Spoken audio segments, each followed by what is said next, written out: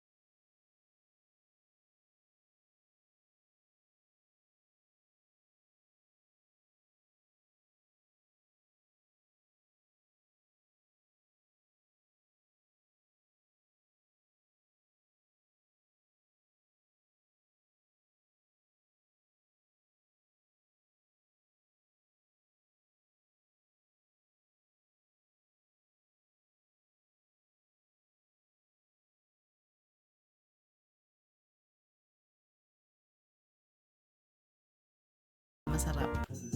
O, diba? Sarap nga. Nandito kami sa Palay Ganda ng ngayon sikat dahil ng meron araw. kaming pinuntahan ni Habi. Ayan. Daan muna dito dahil tanghali na rin.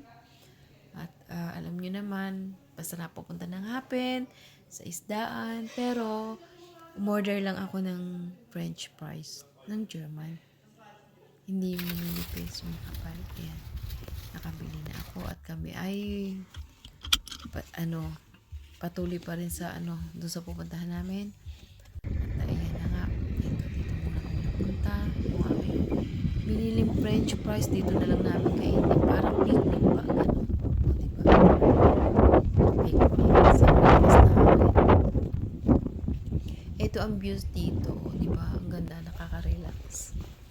Wala masyadong tao. Pero doon sa may malayo, medyo matao siya. Alam mo kung ginagawa, nagpapainit sila. Kasi winter pa dito, talagang pag sumikat ang araw, talagang kailangang magpa-araw ka. Malakas ang hangin. Pasok na uli ako sa kotse. Malamig. Kahit maaraw siya, malakas ang hangin. Malamig pa rin. Kasi winter pa nga.